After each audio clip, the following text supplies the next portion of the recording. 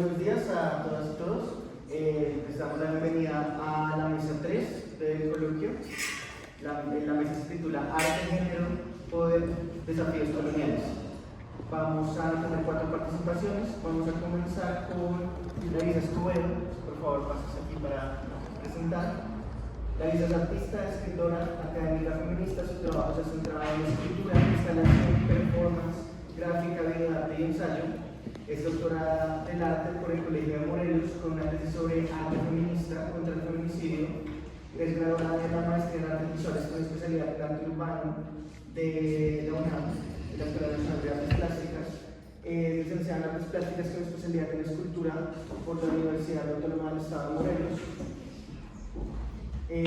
Y ya con eso damos inicio entonces a su ponencia, que es Tecnología de la Infancia, los juegos en Francis Alice.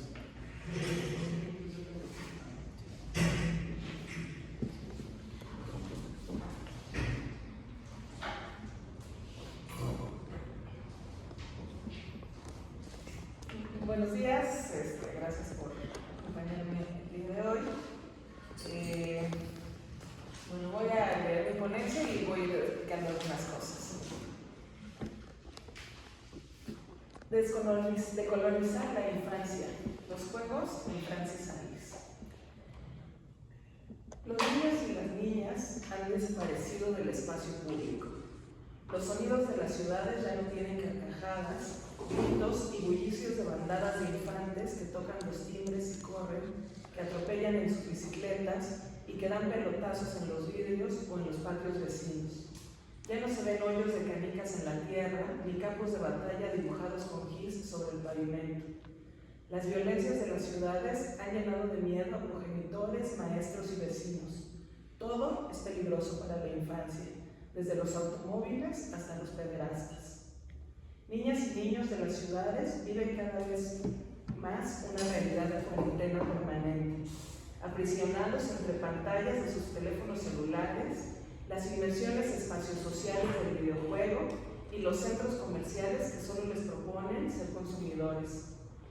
Una cuarentena en la que pocas experiencias reales solo cobran importancia en la medida que se publican en sus historias de Instagram, se comparten en chats, se llenan de iconos de corazones o dedos pulgares levantados. Los parques presentan zonas confinadas para perros, para infantes pequeños y para adolescentes. Espacios confinados en que los padres vigilan permanentemente. La vagancia lúdica es cada vez más esporádica. La obra de Francis Alice, Juegos de Niños, es una videoinstalación que se presentó en el Museo de Arte Contemporáneo en el año 2023, que consiste de una colección de 47 videos hechos entre el 99 y el 2024, es decir, para el 2023 todavía no se incluían los últimos que ha habido, pero que se pueden ver en su página de internet. Son videos entre 2 y 15 minutos cada uno que documentan grupos de niños jugando alrededor de todo el planeta. La selección de juegos a documentar crea un archivo del juego que en ningún momento pretende generar una tipología, ni una antropología, ni un estudio del juego, sino que se trata de una colección de juegos que atañen a la experiencia misma de jugar, a la memoria del espectador y a la activación del deseo. Eso también se vio mucho en la manera de instalar los videos, porque eran pantallas puestas en diagonal, 47 videos de 3 minutos más o menos, es muy difícil de ver para un espectador, pero puso banquitos con rueditas, entonces la gente se iba pues desplazando y pues jugando mientras iba viendo las piezas. Los juegos han tenido múltiples definiciones y clasificaciones que se han dado a través de disciplinas diversas, pero siempre el juego ha sido algo sumamente complejo de justificar y definir. Sin embargo, algo en lo que distintas ciencias están de acuerdo es que el juego es una actividad desinteresada, es decir, que no produce riqueza y su participación es voluntaria. En este sentido, el juego es una actividad que contrasta con el emporio de la exigencia contemporánea de productividad máxima. En su obra, Alice ha realizado un montón de obras que podrían hacernos pensar en el juego, como ir caminando con un palito tocando la barda, o correr hacia un tornado, o anunciarse como ofreciendo sus servicios de turista, o invitar a gente a jugar el juego de las sillas. Pero todos esos proyectos previos de Alice son proyectos en donde él está utilizando el juego para hacer arte. Es decir, no está jugando porque está produciendo riqueza, la riqueza del arte, ¿verdad? Está haciendo obra. Sin embargo, en esta pieza, Juego de Niños, se encuentra en una lógica diferente, pues no es Alice quien propone el juego como una estrategia de práctica artística, sino que simplemente se dedica a encontrar niñas y niños que estén jugando y documenta en video estos juegos. Él no está jugando, él está documentando el juego y en ese sentido está trabajando, creando riqueza y generando obra. Pero las niñas y los niños sí están jugando, ellos no están produciendo arte, no están ocupados en acumular fama para hacer videograbados, y se puede notar en muchos de los videos que realmente pues, ni se están ocupando mucho de la cámara, ¿no? Empiezan a jugar y se les olvida que lo están filmando. En general, la instalación propone videos de un tipo de juegos. Hay muchas categorías de juegos, especialmente Roger Calois las ha diferenciado, pero el tipo de juego que va a encontrarse en Francis Alice son los juegos de reglas, que son juegos en donde los niños inventan reglas, que se da a partir de los 5 años hasta la adolescencia y a veces hasta la adultez. Este interés sobre los juegos de reglas permite ver que el artista está remarcando el juego como una tecnología de socialización. En los juegos de reglas, lo primordial es establecer estas mismas, que pueden ser móviles, cambiantes y flexibles en el momento de generar los acuerdos, pero que deben de ser respetadas para que el juego pueda darse. Si las reglas se violan, se acaba el juego. Los demás jugadores reclaman frente a la trampa y el juego termina abruptamente. Así, el juego es un espacio de diálogo en el que se pueden incorporar nuevas reglas, se pueden eliminar algunas o se pueden hacer excepciones, como cuando decíamos ella es de chocolate porque es muy chiquita, ¿no? Pero todo ello debe ser previamente acordado, discutido y consensuado. Entonces, el juego representa en un sentido una sociedad anarquista en la que no existe una figura de gobernante como ejecutor, legislador o juez de las reglas, es decir, no hay arbitraje, sino que es la sociedad autogestionada la que legisla, arbitra y respeta los acuerdos que se modifican de acuerdo a las necesidades orgánicas del propio contrato social. Así, es en los juegos donde los seres humanos aprendemos a crear leyes, respetarlas o violarlas, generar acuerdos, flexibilizar y endurecer tratos, negociar soluciones a conflictos y aceptar la diversidad de opiniones frente a una misma cuestión. Además de elegir juegos de reglas, Alice retrata juegos que ocurren en espacios públicos, en calles y campos. Asiste al juego espontáneo que se da en el exterior, que territorializa el barrio, el juego que explora el territorio y trabaja con la especificidad de su ecosistema, con la tierra, con las plantas, los animales, el clima, el lugar donde vivirán su adultez. El juego en el exterior conecta a la infancia con el espacio de su comunidad, le permite conocer a los vecinos, comprender los límites territoriales a los que tiene acceso, conocer la geografía y mapear los campos de acción de su propia comunidad sobre su tierra. El juego en el exterior enraiza a niños y niñas al hábitat, a las tradiciones y les permite reconocer problemáticas y conflictos propios de su colectivo.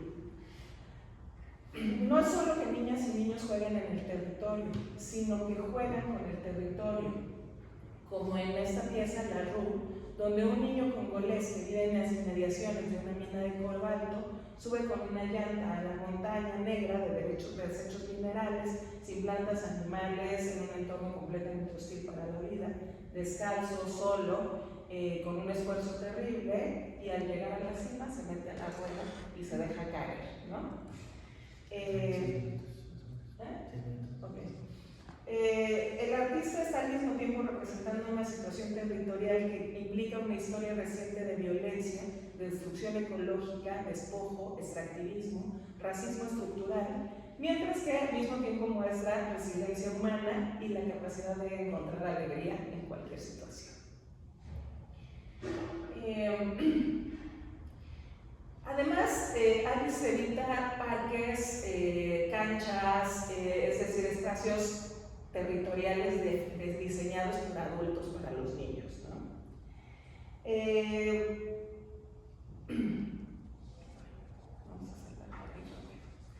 Lo siguiente que vemos es pues una diferencia en el género en los juegos.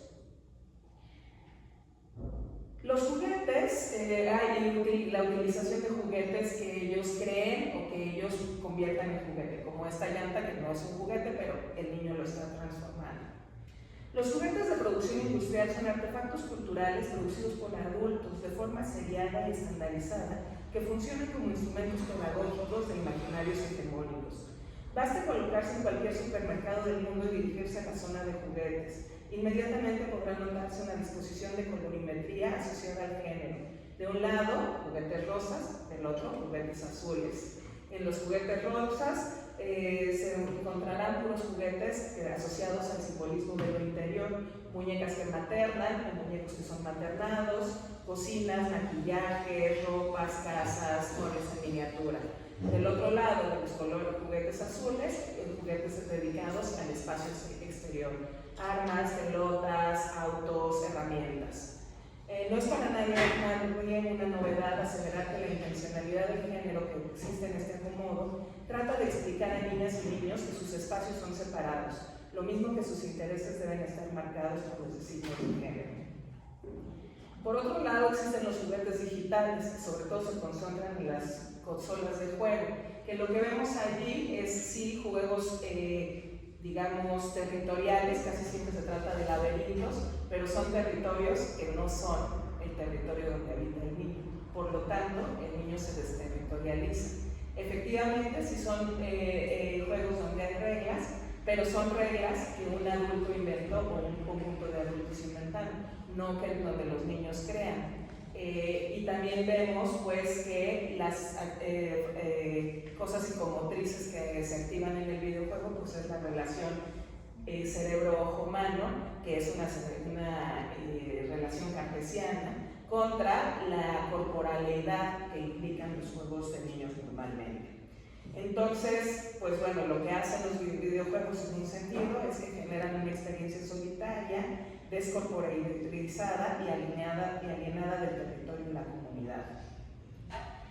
Frente a ello, Alice propone juegos que territorializan, que exploran el territorio, como es el caso de este niño de esta pieza, Stick and Wheels, en Afganistán, donde un niño recorre pues los territorios empujando la rueda con un palito, o que se relacionan con el medio ambiente, como estos juegos de niños indígenas en Venezuela, donde le cortan las patas a los saltamontes y entonces los avientan y pueden volar, pero caen en el mismo lugar y juegan a atraparlos.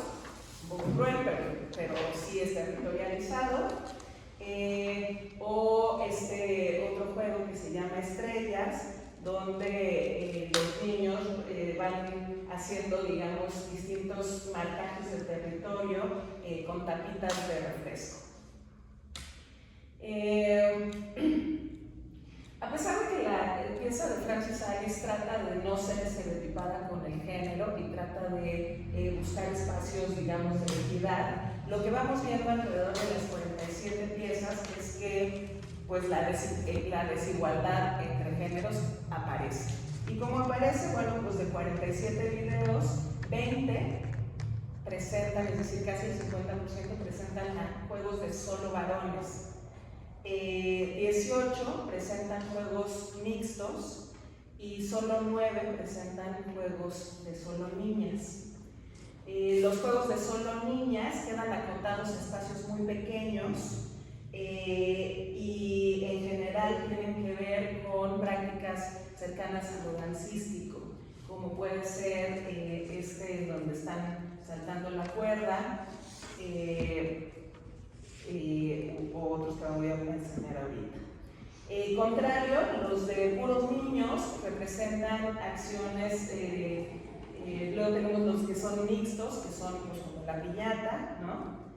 Y luego los que son de puros niños nos representan, o las canicas también son mixtos, pero de puros niños representan siempre cosas de mucha más fuerza física, como este que es burro castigado, o algunos incluso de hiperviolencia, como este que se llama Leapfrog, que presenta a unos niños ucranianos jugando a ser soldados ucranianos en la guerra, ¿no?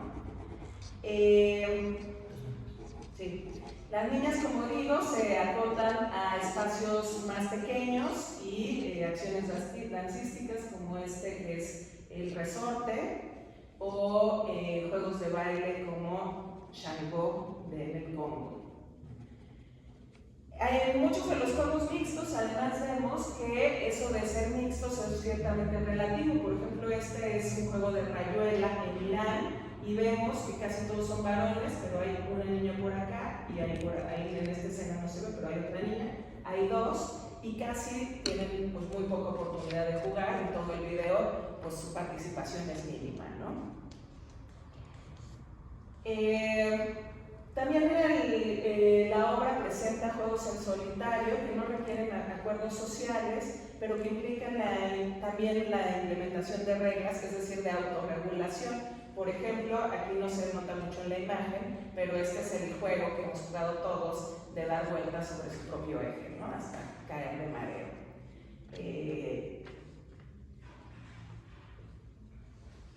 Y bueno, Alice descubre la creación de juegos que responden a las especificidades sociales, culturales e históricos. La instalación se trata pues de un paisaje global cuyos relatos políticos a veces aparecen en las condiciones del hábitat. No es necesario que el artista relate las historias de cada localidad en la que trabaja, pues esas historias aparecen en los cuerpos y contextos de niñas y niños. Las diferencias económicas entre los niños de Suiza y del Congo son puestas en evidencia por las ropas y las cosas con las que juegan los niños. No es necesario ser un experto en geografía ni conocer los pormenores de la crueldad de la colonización para darse cuenta que Latinoamérica y África, las arquitecturas, muestran estrategias de autoconstrucción, que en los países musulmanes existe un despojo y una destrucción bélica permanente por parte de las luchas entre fuerzas imperialistas exteriores y fuerzas conservadoras internas. Es decir, solo con retratar a los niños podemos ver todas estas historias geopolíticas. No es necesario saber que los niños de pieles blancas asisten a la escuela y cuentan con más recursos, mientras que las niñas de pieles oscuras deben jugar en condiciones extremas de precariedad y pobreza. Alice construye un discurso decolonial a favor de etimologías y saberes del sur global sin decir una sola palabra sobre estos temas, presentando, por ejemplo, muchos más videos de México, Afganistán, Colombia e Irak que apenas un par de su natal Bélgica. De los 47 videos, solo 3 están hechos en Europa, invirtiendo las inercias a las que estamos habituados con relación a la falta de representación de cuerpos no blancos en medios de comunicación, cine, literatura y en los mismos museos. Alice presenta también juegos que dependen de contextos específicos de las infancias de estos lugares, como la pieza más triste de toda la instalación, que es esta imagen que tenemos, Haram Fútbol, que se trata de un juego imposible, un partido de fútbol callejero sin pelota. Lo que estamos viendo es esta imagen en donde es un equipo, bueno, 2 equipos de fútbol en una calle de Mosul en Irak, y pues llegan, se reúnen en el atardecer, ponen las porterías en una calle visiblemente destruida, con coches pues, bombardeados, ¿no? Y empiezan a jugar, pero empiezan a jugar sin pelota, porque no hay pelota, entonces empiezan a fingir, ¿no? Se divierten igual hasta que el video termina con unos disparos y luego pasa un tanque de guerra y los niños se dispersan. hasta el final del video, es tristísimo, y era el último video de la instalación, es decir, una vez que uno se estuvo divirtiendo toda la instalación y riéndote porque ver niños jugar te da alegría, llegas a este último video y al final vemos a los niños diciendo su nombre y cuál es su equipo de fútbol favorito. Todos traen su playera del equipo de fútbol favorito, pero está recortado el logo por la prohibición a las imágenes del mundo musulmán, ¿no? Entonces, bueno, ahí vemos cómo pues justamente el juego revela estos procesos tanto de colonialismo, imperialismo y guerra, como de procesos de decolonización naturales de la propia población, ¿no?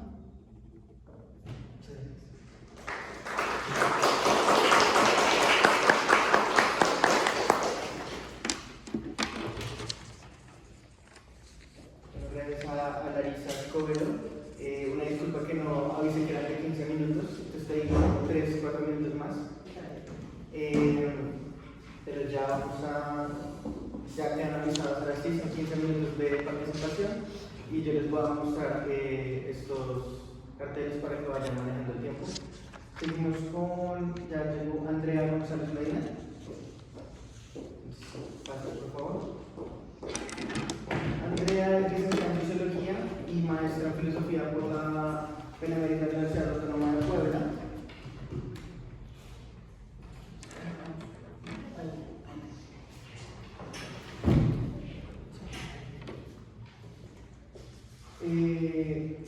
Actualmente es doctoranda en el Instituto de Ciencias Sociales y Humanidades Alfonso del Espriego. Es profesora de idiomas en la ESU, de la Facultad de Lenguas de la UAM. Ha escrito diferentes textos literarios. En punto de partida, revista la UNAM, blog Librópolis, también de la UNAM, el creacionista de la tripa. Entre sus publicaciones recientes encontramos Unlimited Books, entre la primera generación de derechos humanos y la teoría legal feminista, también Historia de vida y luchas por la defensa de los derechos humanos y más allá del trabajo reproductivo, usos y potencialidades en la revista de la Facultad de Filosofía y Letras. Antes que nada, quiero dar un agradecimiento al comité organizador por toda la gestión del espacio y del evento. Bueno, pues este trabajo, este ensayo que he escrito, parte de que Lugones propone la categoría de colonialidad de género, la cual critica el sesgo patriarcal y heterosexual de la categoría de colonialidad del poder y que va a analizar la opresión de género de una manera racializada y bajo el orden del modo de producción capitalista. Por otra parte, existen dos corrientes principales que permiten analizar el trabajo doméstico dentro de la tradicional economía política marxista. Por un lado, se encuentra la teoría feminista de la reproducción, más ligada a la tradición obrerista, y por otra parte se encuentra la teoría de la reproducción social y la teoría de la decisión del valor.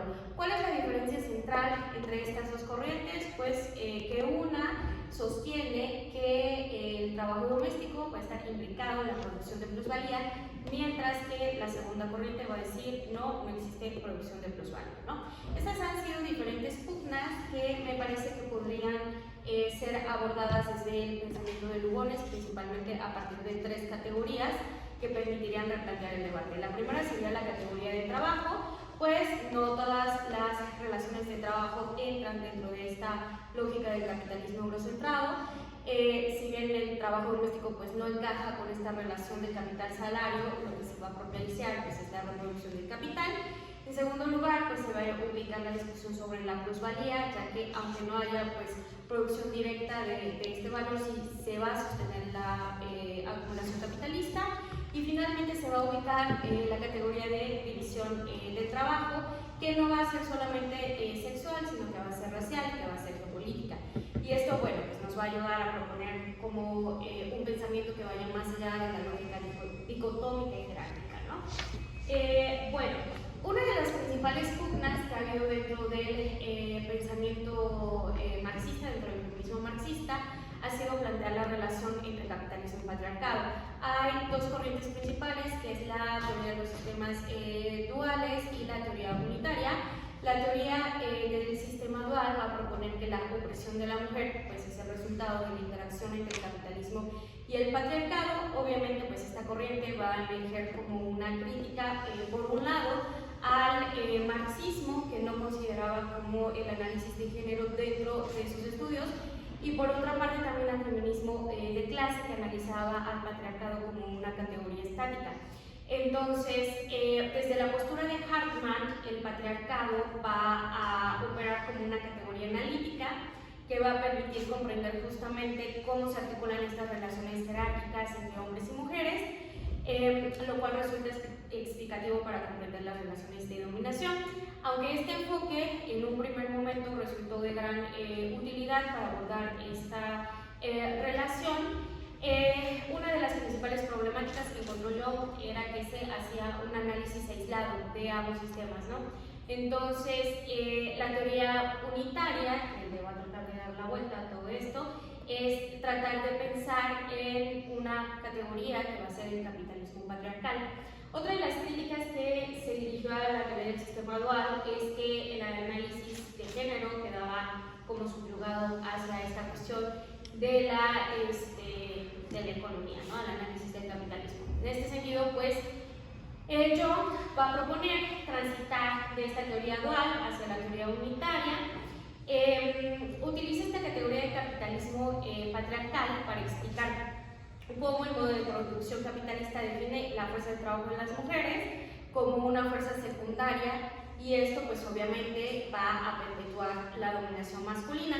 Esta categoría del capitalismo patriarcal va a tener algunas ventajas desde la perspectiva de Young, que es centrar la opresión de las mujeres dentro del análisis, colocar la importancia de las relaciones de género en el estudio de las relaciones de producción, y también las implicaciones prácticas en la lucha contra la opresión de las mujeres en el sistema capitalista.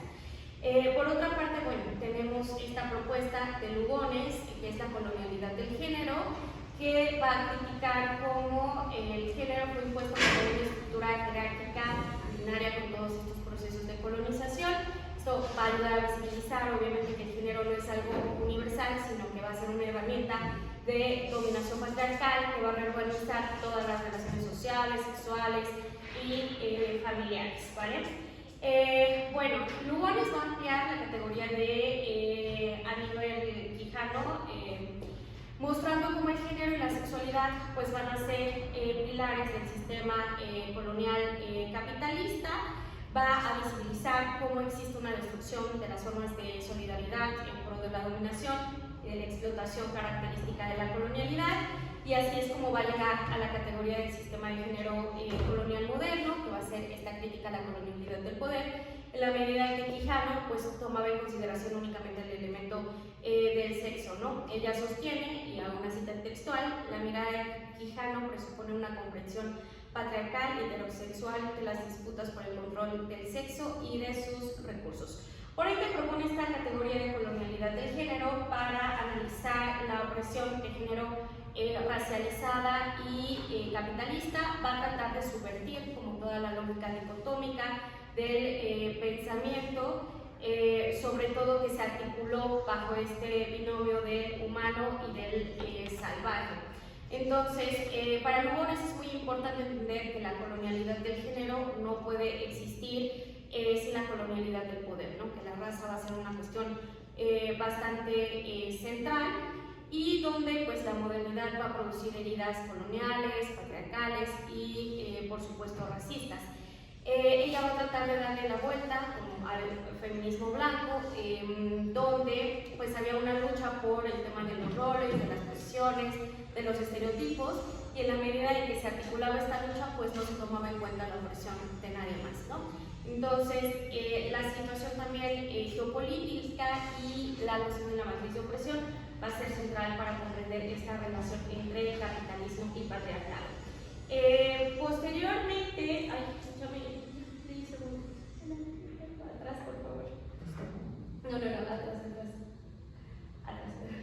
Bueno, ella señala cuestiones como muy interesantes y problemáticas respecto al patriarcado, porque pues señala también que hay como esta posición de poder y esta posición colonial. Señala, por ejemplo, como las preguntas sobre la capacidad de que un hombre racializado pueda dominar a mujeres, por ejemplo, blancas, ¿no? Bueno, esto nos invita como a repensar cómo se teje la cuestión de la reproducción. En el pensamiento clásico de Marx, pues la reproducción es esta cuestión de que el régimen capitalista se reproduzca mediante el proceso de trabajo y que por este se logre el proceso de valorización. Para que pueda existir la reproducción del capitalismo, pues es necesario producir el plusvalor, y entonces necesitamos dos condiciones esenciales que van a ser los medios de producción y la fuerza de trabajo. La fuerza de trabajo que se reproduce obviamente a partir del salario, que es el que permite generar esta reproducción material a partir de la compra de los valores de uso. Y en esta medida pues también distingue entre la producción simple y la producción ampliada. La simple, que es como todos estos procesos de fases donde no se puede dejar de consumir y no se puede dejar de producir, y la reproducción ampliada, que implica pues este proceso de renovación constante de toda la producción social capitalista en creciente volumen. La categoría de reproducción va a tener otro tipo de debates dentro del feminismo marxista, que va a ser la cuestión de la reproducción biológica y la procreación, la reproducción de la fuerza de trabajo y la reproducción social. Ciencia rusa, por ejemplo, plantea que existen dos corrientes principales. En Althusser se considera el tema de la reproducción desde la categoría de reproducción social completa, o sea, del sistema como un todo, mientras que en la teoría feminista de la reproducción pues se entienden dos momentos importantes, ¿no? Hacen la distinción entre la reproducción social y la reproducción societal. La reproducción societal es la reproducción de la sociedad en su conjunto, y la reproducción social pues es la reproducción de la fuerza de trabajo. En la teoría feminista de la reproducción, pues la reproducción va a ser este complejo de relaciones gracias a las cuales es posible sostener nuestra vida cotidiana. ¿Cuál es el problema? Que obviamente pues este orden económico ha generado una escisión entre el ámbito público, entre el ámbito privado, entre el trabajo productivo, el trabajo reproductivo, la esfera de la producción y la esfera de la reproducción, por lo cual pues uno de los principales debates pues ha sido subvertir esta rígida separación. Lugones propone que no pueden entenderse como desde una perspectiva eximida, sino que los dos tienen que entenderse mediante la misma esfera de poder y en términos pues, de esta reproducción del capital a nivel global.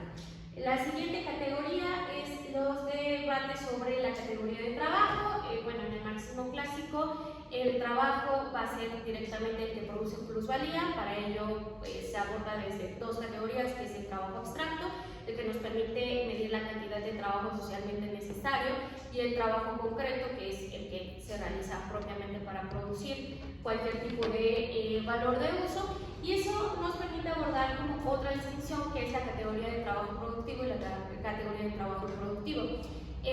Muchas feministas discuten que el trabajo reproductivo no necesariamente tiene que ser productivo porque no produce plusvalor, pero que sí tiene esta categoría de reproducir.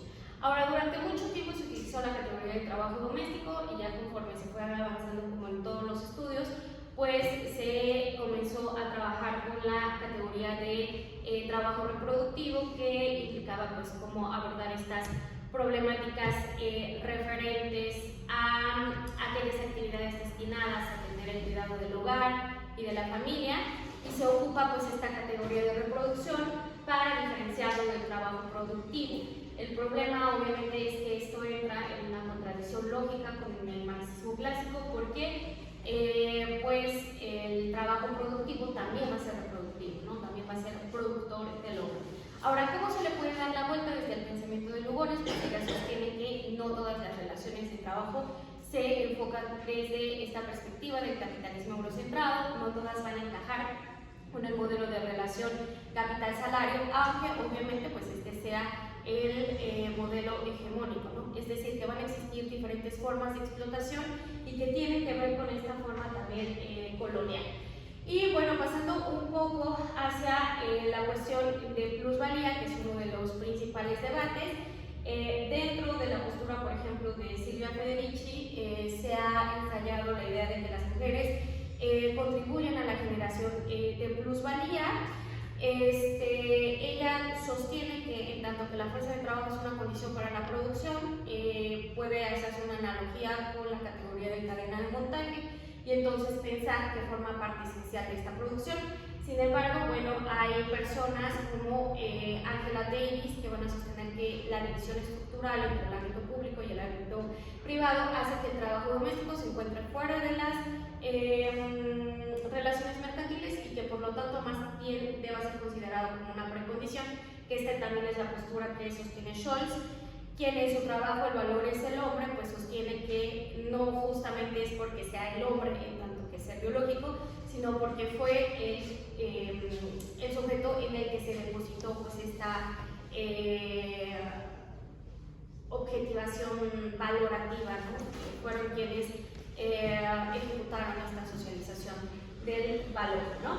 Y Lugones nos dice, bueno, pues más bien nosotros tenemos que pensar en zonas intermedias, ¿no? Estas zonas intermedias son las zonas de todas las trabajadoras que resultan invisibles para el capital, pero que sin ellas no podría producirse la plusvalía, ¿vale? Y bueno, finalmente tiene que ver otra cuestión con el tema de la división del trabajo. La división del trabajo en el marxismo pues es entendida como este proceso de fragmentación del trabajo que se da con el proceso de introducción del capitalismo, pero que posteriormente va a tomar otros tintes dentro de la teoría feminista. En el caso de la teoría unitaria se va a hablar de la división del trabajo por género, que nos va a servir para tematizar este trabajo de cuidados.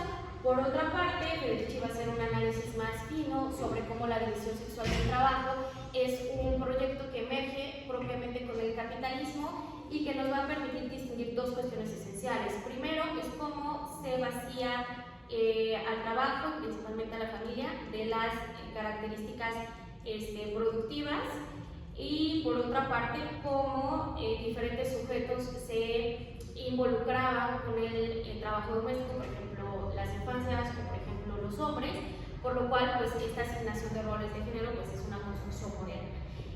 Lugones nos dice que la división del trabajo no solamente tiene que ser entendida por el género, sino también respecto a lo colonial y a lo racial, y en esa medida pues también el contexto geopolítico me parece que es muy importante para entender, por ejemplo, cuáles son las relaciones en las que se inserta el trabajo doméstico, no sé, pensando un poco en las cadenas de cuidados, en estas cadenas globales de cuidados. Ahora, ¿cuál sería la apuesta? Pues ir hacia una economía política feminista decolonial, para lo cual me tomo 2 minutos. Tenemos 6 aspectos centrales. La primera es una crítica al eurocentrismo en las categorías económicas, por ejemplo la de trabajo, y superar esta escisión entre producción y reproducción. En segundo lugar, sería incorporar justamente la colonialidad del poder como un eje estructural, hacer el análisis histórico de la racialización y, por ejemplo, de la geopolítica del cuidado, proponer también una crítica decolonial del trabajo que no se centre únicamente en el plusvalor y que incluso nos permita pensar en una plusvalía colonial, ¿no? Ese valor extraído mediante mecanismos no salariales. El reconocimiento de las interseccionalidades materiales es otra cuestión importante, la matriz de la opresión. Los cuerpos como territorios de explotación, finalmente son los sujetos y las sujetas donde se va a estar haciendo como este ejercicio de extracción de la riqueza, y finalmente pues también la cuestión de la desposesión, que es uno de los principales mecanismos de acumulación del capital, es decir, no solamente se puede acumular a partir de la extracción de plusvalía, sino también a partir de esos fondos de ahorro, ¿no? Y el trabajo doméstico pues es uno de los principales fondos de ahorro y también mecanismos de despojo, ¿no? Porque se está despojando de un salario a los hombres. Muchas gracias.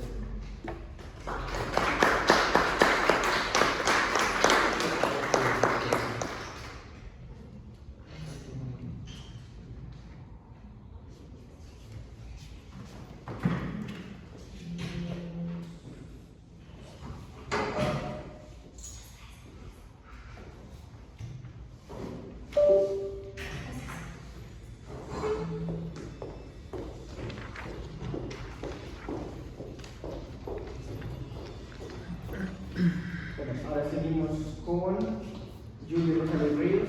Julie es licenciada en Lingüística y Literatura Hispánica por la Universidad Autónoma de Puebla. Actualmente es estudiante de la maestría en Estética de Arte aquí también en la UAP. Y desde su licenciatura, su trabajo ha sido el de la historiografía feminista, específicamente la historiografía del cine de mujeres mexicanas.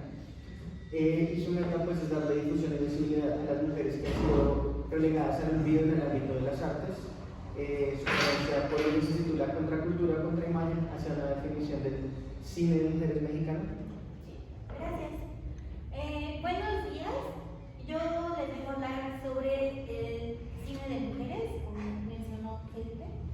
Les voy a leer un poco sobre los objetivos que tiene o tuvo mi trabajo. Hablar de cine mexicano es en sí mismo un asunto complicado.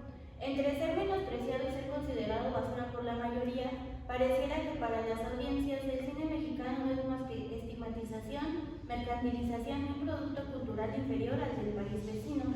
Esta actitud viene del desconocimiento y de la inmersión en el pensamiento hegemónico, colonial y etnocentrista dentro del cual nos desarrollamos. No hay nada más erróneo que pensar que solo por ser hecho en México es sinónimo de malo o mediocre. Estigmas que no hacen más que comprobar que el sistema nos absorbe y moldea nuestro pensamiento para creer que solo lo extranjero está bien hecho. Ahora bien, cuando se habla de cine de mujeres, la problemática se complejiza. Primero por el desconocimiento hacia lo que implica hablar del cine de mujeres, pues suele creerse que la preposición de indica pertenencia o exclusividad, cuando esto no podría ser más equivocado.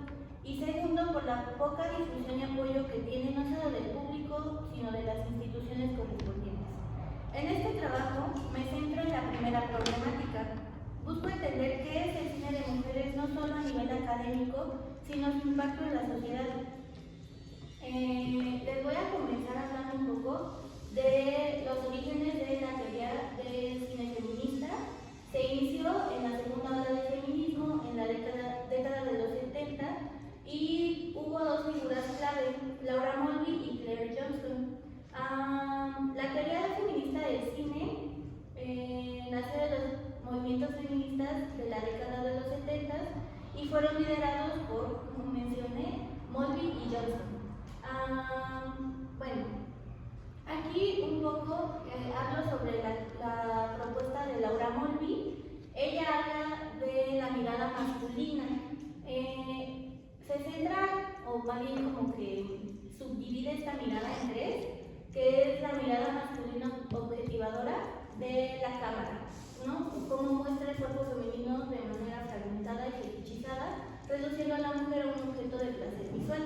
También la mirada voyerista y finalmente la mirada de la mujer como un objeto sexual. Ahora, estas miradas institucionales en el cine refuerzan la cosificación y la objetivización del cuerpo femenino, perpetuando estereotipos y limitando la autonomía y representación equitativa de las mujeres. Ahora, aquí es importante recordar que no toda mirada masculina es patriarcal y que la mirada masculina también se puede promover por las mujeres que realizan cine. En México, una figura clave para la teoría cínica feminista es Bárbara Millán. Ella en los 90 pues escribe su obra Derivas del cine femenino y habla de cómo el cine feminista, así como otro tipo de cine inserto en movimientos sociales como el cine gay, lésbico, negro, chicano, etc., estuvieron relacionados con el cine vanguardista, contracultural, experimental o de arte, ya que estaban interesados en mostrar personajes más cercanos a la experiencia propia a contrapelo de los estereotipos. Millán no le dice cine de mujeres, sino cine femenino. Por la ambigüedad del término y los estereotipos a los que se le asocia actualmente, me parece mejor nombrarlos cine de mujeres, pero ambos convergen en que debe existir una conciencia social y un constante cuestionamiento en quien realiza el cine. Por eso yo considero que el cine femenino que estudia Millán es el cine de mujeres que estudio yo.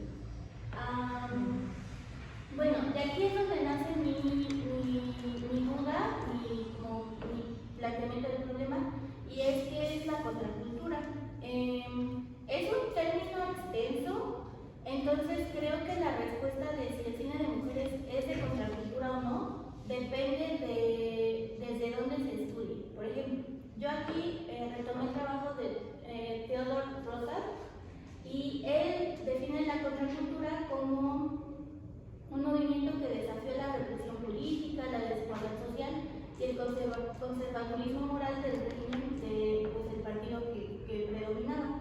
A través de las expresiones artísticas como la literatura, el activismo, etc., especialmente la música, la juventud contracultural buscó construir nuevas formas de identidad y comunidad, desafiando las normas impuestas y abriendo un espacio para la disidencia creativa.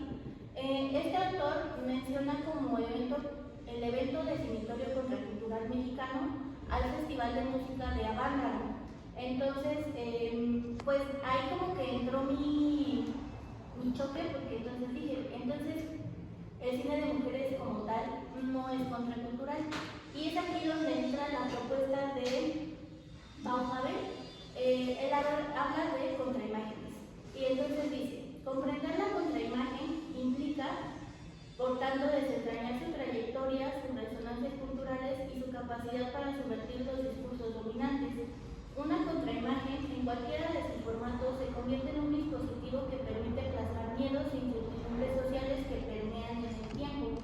Hay que hacer énfasis en que toda imagen de poder tiene casi por inercia su contraimagen y quienes la producen están promoviendo la resistencia colectiva.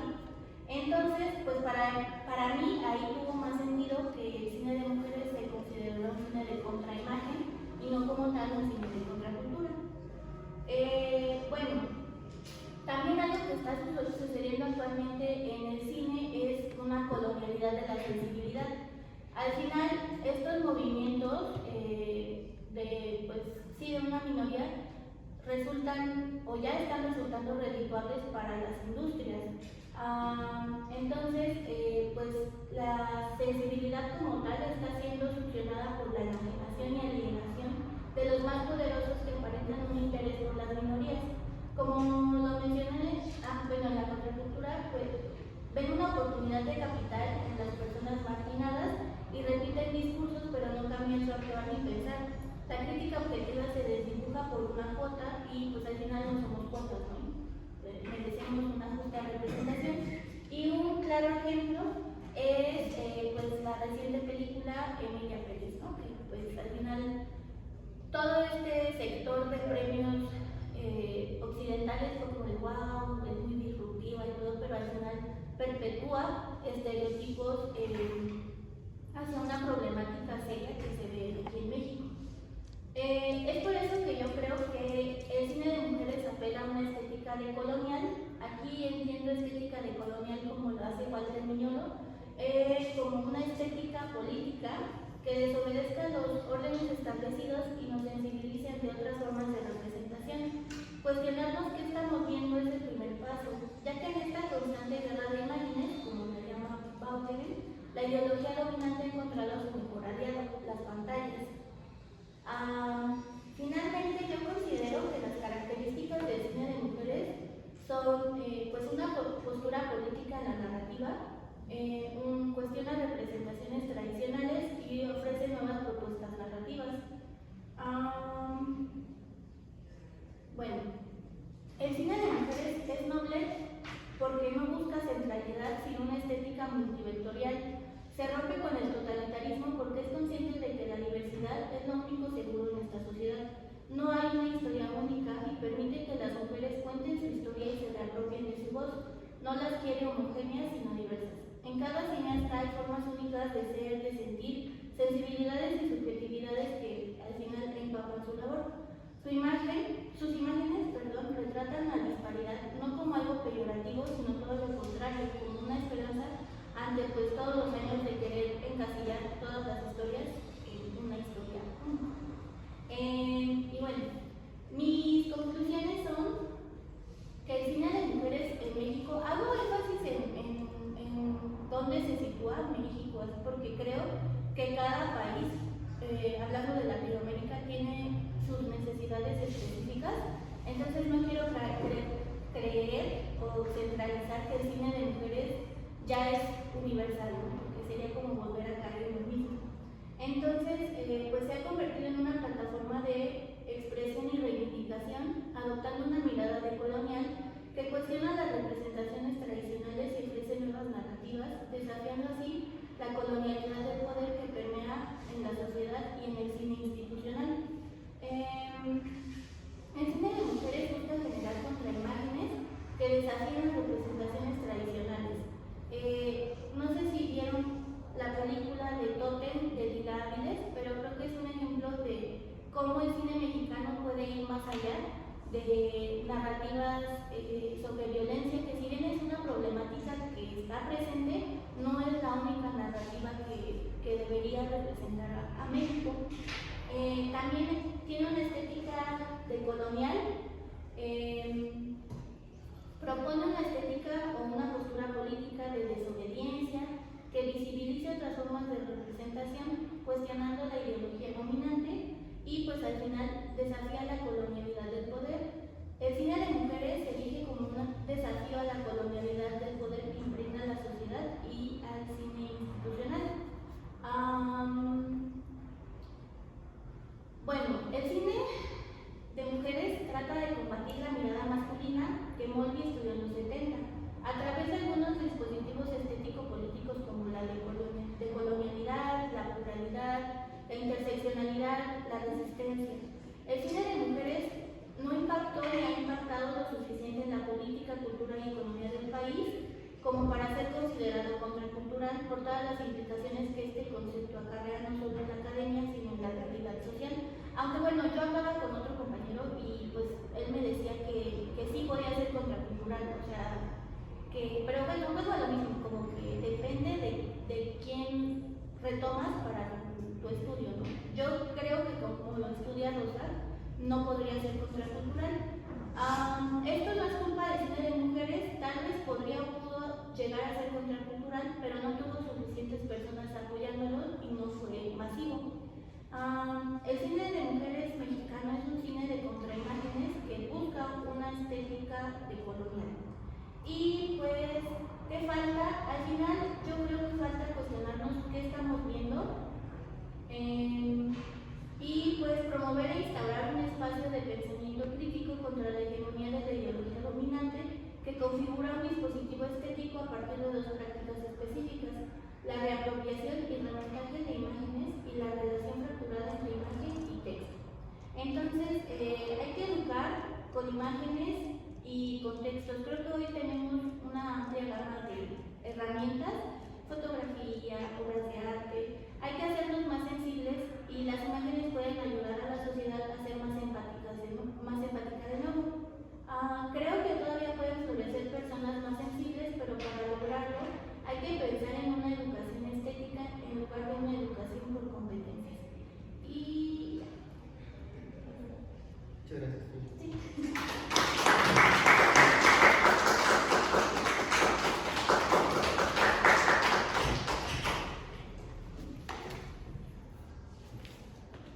Bueno, la ponencia con la que vamos a cerrar el día de hoy es mía.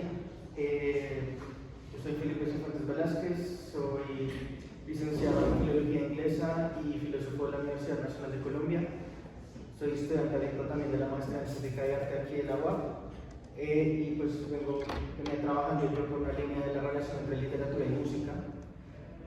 Y hoy quiero pues hacer una aproximación decolonial a la obra Madama Butterfly inspirada en Adal Said. La idea es como ilustrar una metodología que se puede usar para denunciar los silencios que quedan en obras, digamos, hegemónicas occidentales y para identificar precisamente esos lugares que no han sido, que fueron silenciados o que fueron dejados de lado en este tipo de obras y que vale la pena explorar. Entonces, digamos que tomo Madama Butterfly, esta obra de Puccini, que les cuento rápidamente, de pronto para los que no las conozcan. Madama Butterfly es una obra que narra la historia de una mujer japonesa que la venden como esposa a un marino estadounidense. La deja embarazada, pero se va a Estados Unidos. Ella piensa que va a regresar algún día a vivir con ella. Él vuelve, pero solo para llevarse a su hijo. Y pues la historia es como toda la tragedia de esta mujer que se entera que el que consideraba su marido, el amor de su vida, pues no la quiere y se quiere ir con su hijo.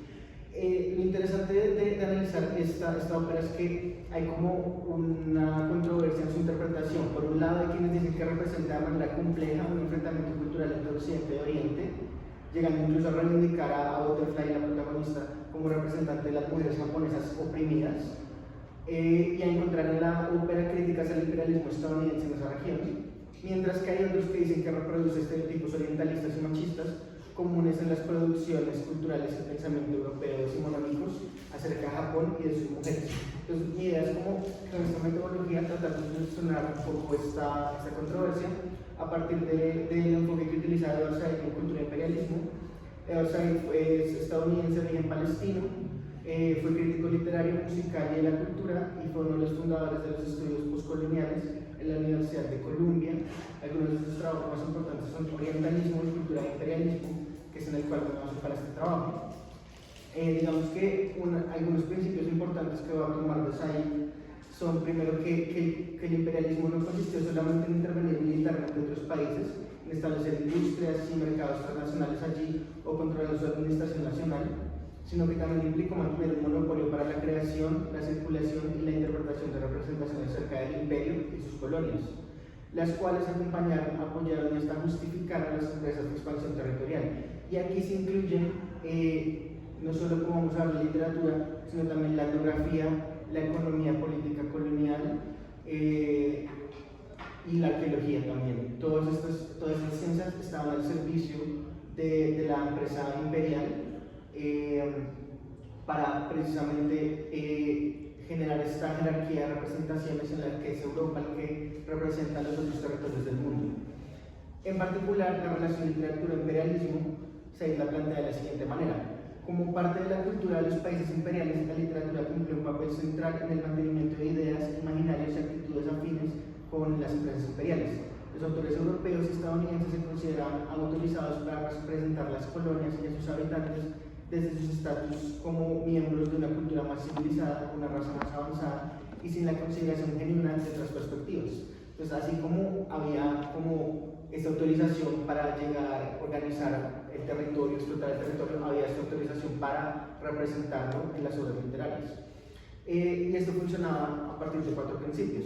Digamos que las prácticas de creación, circulación, interpretación y representación se conforman a la cultura colonial. De eso hace parte de la literatura, y dentro de esas prácticas hay una jerarquía de quienes políticamente y geográficamente están autorizados para hacer esas representaciones, hacerlas circular, y lo que termina formando eso son lo que él llama estructuras de actitud y referencia, que influyen en las formas de experimentar, sentir, pensar y evaluar a los connacionales y a otros. Y finalmente, pues la creación de literatura va a depender precisamente de esas estructuras de actitud y referencia y de la posición ocupada por el autor en la jerarquía. Entonces, básicamente, vamos a ver un autor como Puccini, italiano, va a estar autorizado para representar a Japón a partir de los medios que el imperio le proporciona, y ahí esos medios vienen impregnados de esas estructuras de actitud y referencia, y eso va a estar reflejado en cómo va a ser la ópera. Entonces, las fuentes que precisamente pudo utilizar Puccini para hacer su ópera, por un lado, fueron la literatura, especialmente francesa, de novelas de viajes y romances. Aquí hay un personaje muy importante que se llama Pierre Loti, es el nombre con el que firmaba sus libros, y Pierre Loti empezó una serie de novelas muy importante en Europa, que era muy popular, en el que él se narraba como una versión ficcional de él mismo, iba y visitaba estos países porque él fue también almirante de la Marina Francesa. Entonces visitaba Asia, y él contaba como en cada lugar que llegaba las nativas se enamoraban de él, se casaba con ellas, o tenían como algún tipo de relación. Y esa erotización, esa sexualización y esa relación que él narraba se volvió como un estereotipo que fue difundido a través de estas novelas, de este tipo de literatura.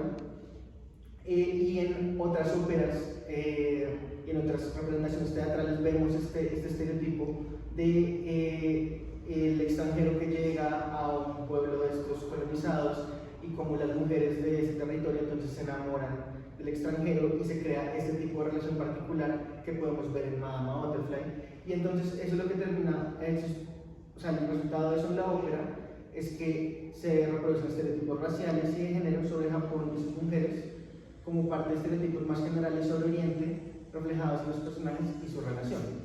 Por otro lado, la otra fuente que tiene Puccini es la etnografía, libros y grabaciones sobre música y cultura japonesa, pero hechos por europeos. Y esto es lo que se traduce en la ópera, son impresiones culturales reflejadas en la adaptación de música japonesa y en la inclusión de referencias a la cultura japonesa como parte de la narración. Digamos, dos detalles para ilustrar esto son que Puccini utilizó melodías supuestamente para cuando hay un personaje que está rezando, entonces utiliza una melodía japonesa, pero la melodía era una melodía campesina alusiva a la cosecha, por ejemplo, de nabos, que no tiene nada que ver con la religión Shinto a la que se supone que estaba haciendo referencia. Y por ejemplo también el hecho de que la personaje Butterfly se supone que era una geisha, pero realmente las geishas no eran el tipo de mujeres que terminaban siendo vendidas como esposas, porque tenían como una jerarquía mayor dentro de la sociedad japonesa. Entonces esas impresiones quedan ahí y hacen parte pues, del sesgo que tenían las fuentes que utilizó Puccini.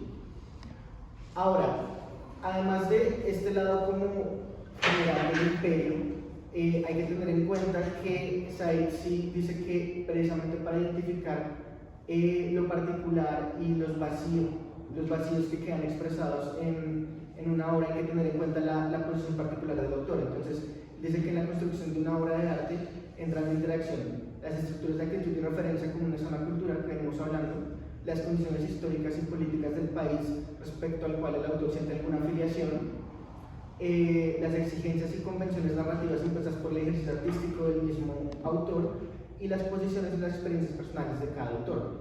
Vamos a ver cómo esto entra en juego en la configuración de la ópera.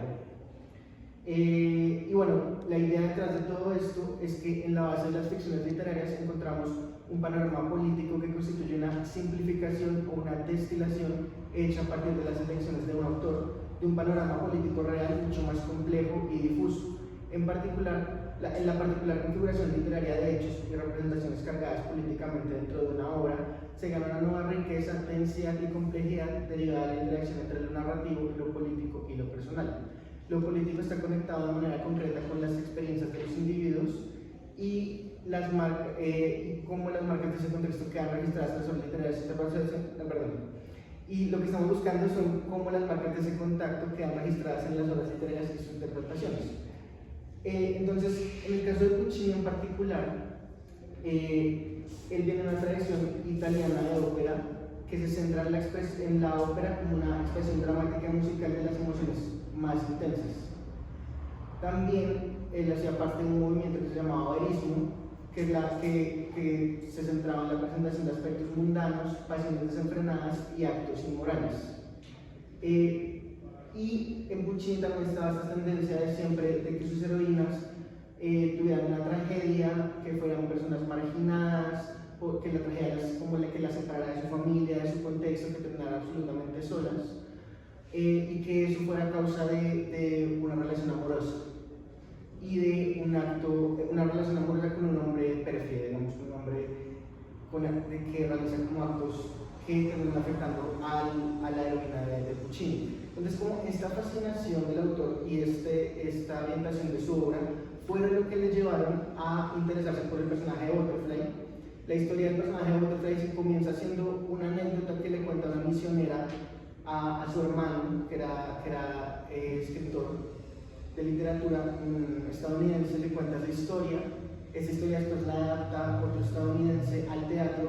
Puccini en ese momento, no recuerdo si en Italia o en Estados Unidos, ve la obra del teatro, se enamora del personaje y dice: yo tengo que escribir una ópera sobre este personaje. Y eso lleva a que dentro de la ópera de todas maneras veamos una compasión profunda y una reflexión moral a partir de la contraposición entre la representación trágica, sentimental y verosímil de la vida de Butterfly y las acciones y actitudes morales de Pinkerton, que es el marino estadounidense.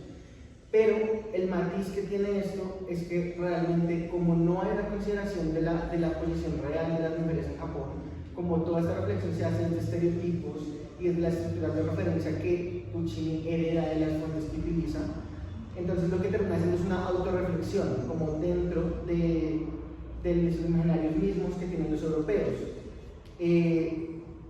Dentro de esta autorreflexión desde las perspectivas occidentales sobre Oriente, se genera como una autoconciencia de las responsabilidades morales que esas representaciones permiten imaginar. Porque lo que sí sucede en la ópera es que efectivamente la que sufre una tragedia es Butterfly.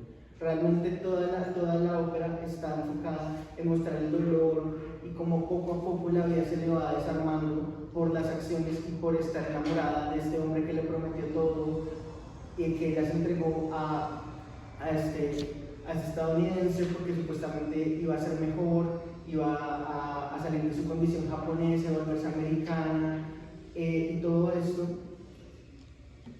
Y el que termina teniendo las acciones inmorales realmente es el estadounidense. Y realmente se termina denunciando aquí como, bueno, este desinterés con el que se relacionan los estadounidenses con las mujeres japonesas es un problema. Sin embargo, esa reflexión, por muy sentida y muy profunda que haya podido ser para Puccini, que pueda despertar a sus espectadores, tiene este matiz colonial de no estar considerando realmente a las mujeres japonesas, de estar hecha a partir de estos imaginarios. O sea, curiosamente, desde el machismo y desde el orientalismo que refleja la ópera, puede haber una reflexión moral a favor de las mujeres. Obviamente esa reflexión termina, si vista desde hoy en día, digamos que seguramente los contemporáneos de Puccini, muchas personas pueden seguir viéndola como una reflexión genuina, una consideración auténtica de las mujeres japonesas. Si bien si esta iniciativa moral de reconsiderar que fueron víctimas de esta violencia, pues se hace desde estos prejuicios, desde estos estereotipos. Entonces, en cuanto a la cultura imperial, vemos que la ópera hace parte de la creación de un Japón imaginario por parte de Puccini y sus libretistas, que hace parte de una tradición imperial occidental que no solo ha autorizado a europeos y estadounidenses para representar a Japón y a privilegiar las representaciones hechas por occidentales por encima de las fuentes japonesas disponibles, sino que ha mantenido prejuicios, actitudes e imaginarios orientalistas acerca de Japón. Pero por otro lado, la creación artística, o sea, la configuración artística particular que tienen esos estereotipos, pues le permitió a Puccini crear una obra conmovedora en la que el panorama político de las intervenciones occidentales en Oriente mantiene las estructuras de actitud de referencia imperiales, pero relacionadas en un sentido trágico y una profundidad moral al configurarlas narrativamente dentro de la historia de Butterfly según sus propios intereses artísticos. Pero se debe reconocer que su reflexión moral termina teniendo un tono condescendiente y paternalista frente al Oriente, que como sus mujeres es ingenuo, infantil y débil. Y para terminar, solo mencionar que si bien este enfoque fue como las fuentes europeas y como Europa se representó a las mujeres japonesas y a Japón, dejando ese silencio de, bueno, y las mujeres japonesas, al fin de cuentas, ¿quiénes son? Nunca las conocimos, supuestamente creemos que estamos comprendiéndolas y que no estamos compadeciendo con ellas, no estamos compadeciendo con un estereotipo realmente. Pero tristemente hay ya unas investigaciones que dicen que el mismo gobierno japonés en las exposiciones internacionales, que están creando estas exposiciones universales,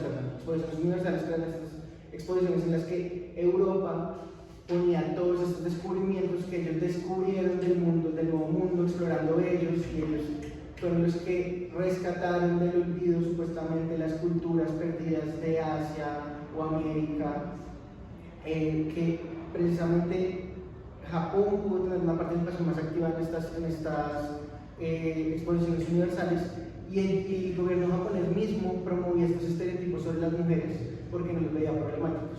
Entonces aquí el silencio fue doble. Primero los europeos silenciando a las mujeres y después los mismos japoneses no permitiendo que la representación que ellos mismos tuvieran la oportunidad de hacer sobre sus mujeres las tuvieran en cuenta. Y ya, eso es todo. Muchas gracias.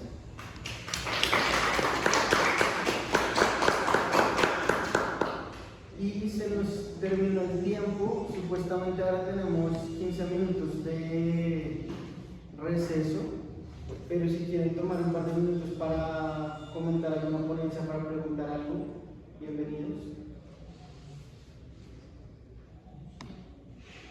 Y si no, vamos por café. Muchas gracias a todos por su atención y a los ponentes por sus presentaciones. Un anuncio solamente antes de que salgan al receso. Si hay participantes de la siguiente mesa que nos puedan proporcionar su presentación antes de salir, por favor, para tenerlas cargadas en la computadora y poder empezar.